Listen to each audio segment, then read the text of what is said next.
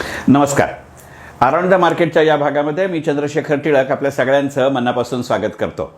तुमच्यापैकी सगळ्यांनाच कल्पना आहे की जून 2020 पासून मोतीलाल ओसवाल फिनमार्ट डोंबिवली शाखेच्या वतीने आपण दर महिन्याच्या शेवटच्या शनिवारी अराउंड द मार्केटचा हा भाग सादर करत असतो.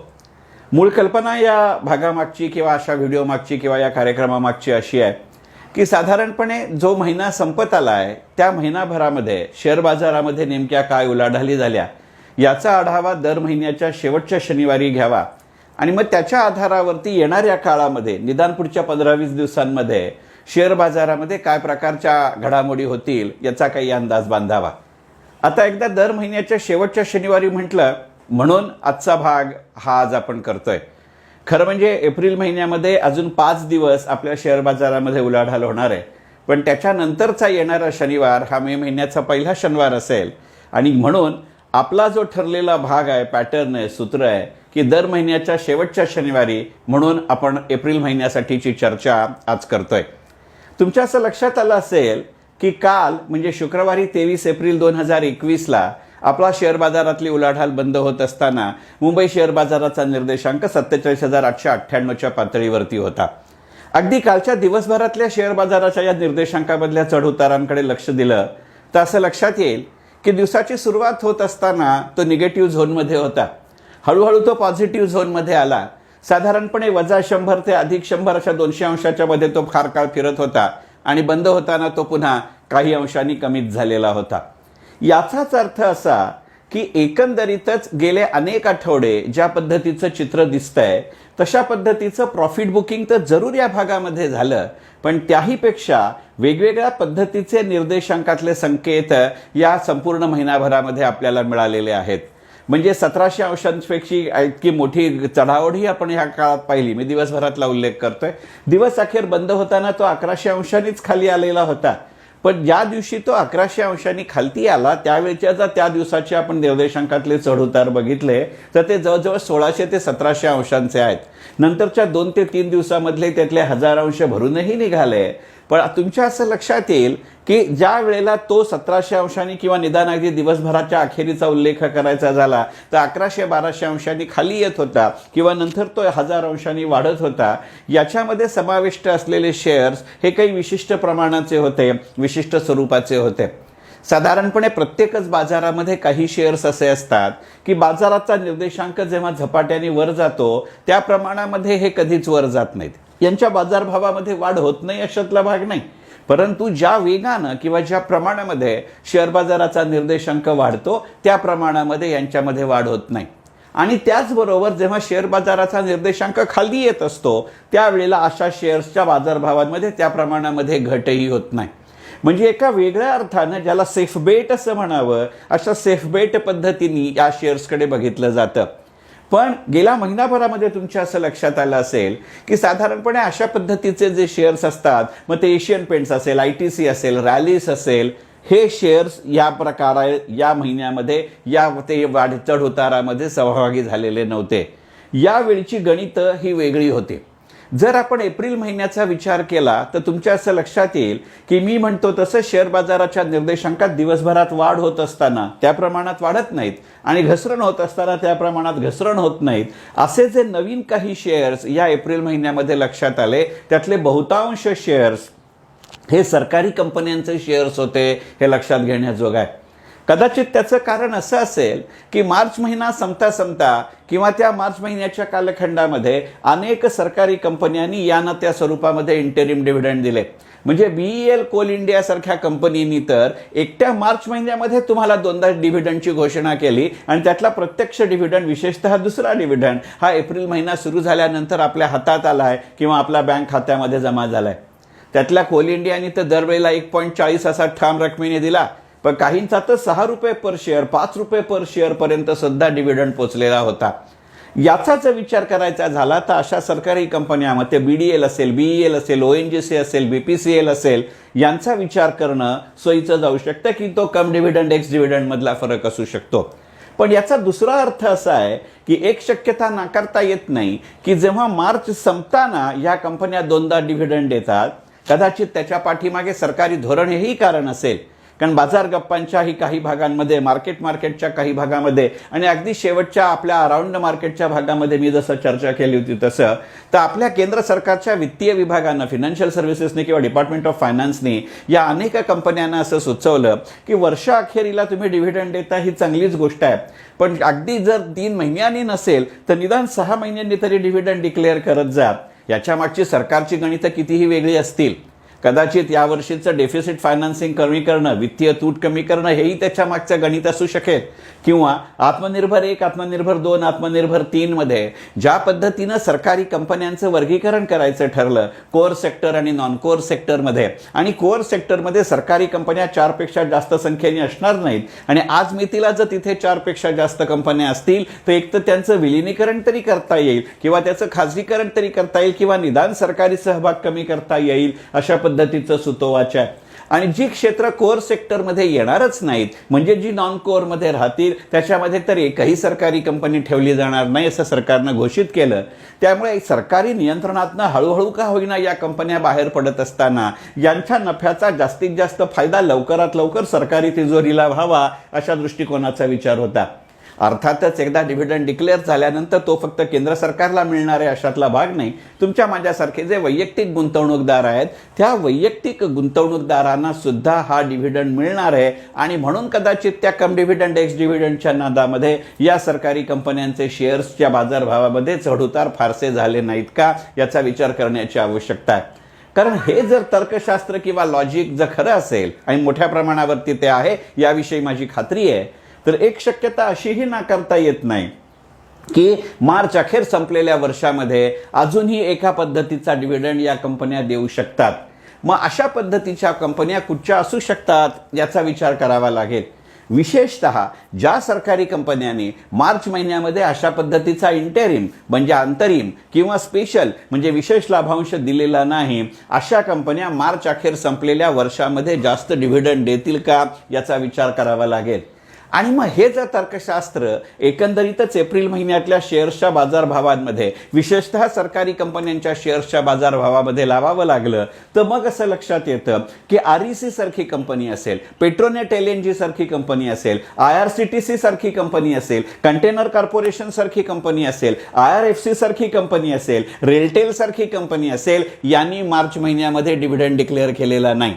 याचा अर्थ मार्च अखेर संपलेल्या आर्थिक वर्षामध्ये आता जेव्हा एप्रिल मे जूनच्या आसपास यांचे आर्थिक निकाल जाहीर होतील, ते निकाल जाहीर होताना मार्च अखेरीस संपलेल्या संपूर्ण वर्षासाठी या कंपन्या चांगल्या दरानं लाभांश देऊ शकतात का अशा शक्यतेचा विचार केला पाहिजे.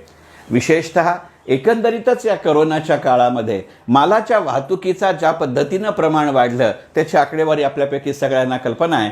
त्याचं या ना त्या स्वरूपातले दृश्य परिणाम हे कंटेनर कॉर्पोरेशन किंवा कॉन्कॉरच्या रूपामध्ये दिसली आहेत, आणि त्यामुळे कॉन्कॉरने जर यंदा चांगला डिव्हिडंड दिला तर फारसं आश्चर्य वाटण्याचं कारण आहे अशातला भाग नाही. ट्रॅव्हल टुरिझम किंवा पर्यटन या क्षेत्रांनी फार मोठ्या प्रमाणावरती मार खाल्ला कोरोनाच्या काळामध्ये, आणि आता तर पुन्हा एकदा आपण 30 एप्रिल 2 मे पर्यंतच्या लॉकडाऊनचा विचार करतोय. 12वीच्या परीक्षांवरचं टांगती तलवार अजूनही शिल्लक आहे. अशा वेळेला मे महिन्यामध्ये जरी कदाचित लॉकडाऊनचं प्रमाण कमी झालं, सुदैवानं कोरोनाचं प्रमाण कमी झालं, तरी सुद्धा अशा पद्धतीच्या सुटीमध्ये पर्यटनाला जाण्याचा विचार करणारी किती लोक असतील, निदान त्या मानसिकतेमध्ये आणि आर्थिकतेमध्ये असतील याचा जरी विचार केला तरी IRCTC ह्या कंपनीचं गणित फार वेगळं आहे ही गोष्ट खरी.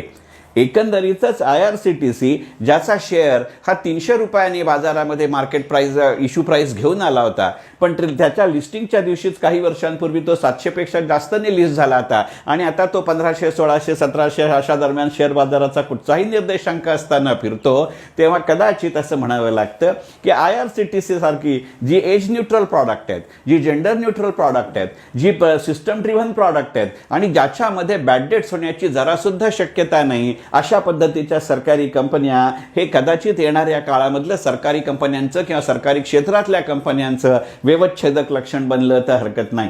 म्हणजे जसं आपल्याकडे एखाद्या इन्फ्रास्ट्रक्चर सेक्टरमध्ये लार्सन टुब्रोचा विचार केला जातो, तशा पद्धतीने सरकारी कंपन्यांच्या पुढच्या नवरत्नांमधला IRCTC असेल, तर यावर्षीही एप्रिल मे जूनमध्ये जेव्हा त्याचे आर्थिक निकाल जाहीर होतील त्यावेळेला तो चांगला लाभांश देऊ शकेल का याचा विचार करू.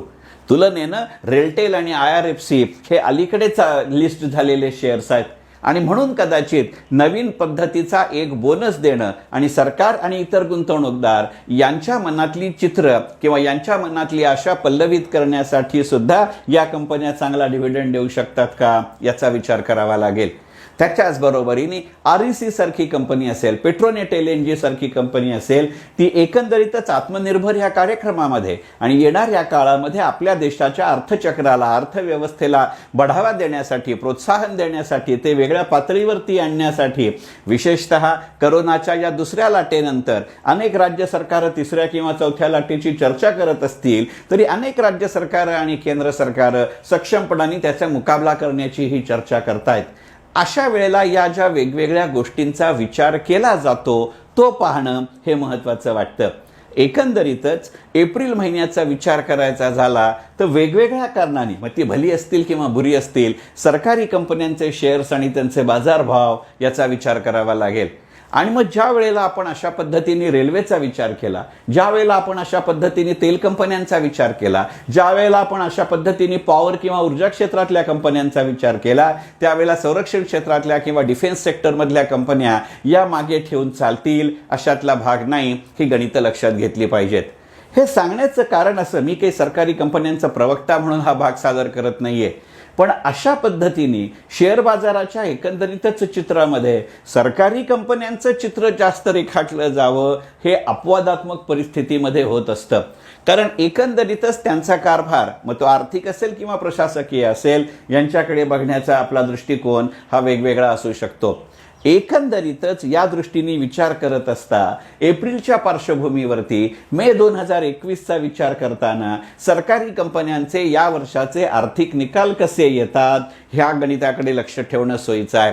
जसजसं याच्या संबंधातले संकेत मिळतील ते पाहू जाता, जसं TCSच्या निकालानंतर IT सेक्टरचं गणित आपल्या डोळ्यासमोर आलं, तसं या कंपन्यांच्या क्षेत्रानंतर सरकारी कंपन्या आणि त्या निमित्तानं ज्या वेगानं सरकारची वित्तीय तूट किंवा फिस्कल डेफिसिट कमी होईल त्या पद्धतीनं किंवा त्या वेगानं किंवा निदान त्या दिशेनं सरकार अर्थचक्राला चालना देणाऱ्या वेगवेगळ्या गोष्टींचा विचार करेल का हे गणित लक्षात घेतलं पाहिजे. कारण हे जर गणित जुळून आलं तर हाऊसिंग आणि इन्फ्रास्ट्रक्चर सारख्या वेगवेगळ्या क्षेत्रांचा विचार करावा लागेल. आणि ह्याचं कारण असं आहे, आणि म्हणून मी मे महिन्यामधल्या शेअर बाजाराविषयी जास्त आशावादी आहे. याचं कारण असं की आत्ता त्याचा प्रत्यक्ष शेअर बाजारातल्या उलाढालीवरती जरी परिणाम दिसलेला नसला तरी अगदी काल परवा ज्या पेपरमध्ये आपण बातम्या 2 वाचल्या त्या जरूर लक्षात घेण्याजोग्या आहेत.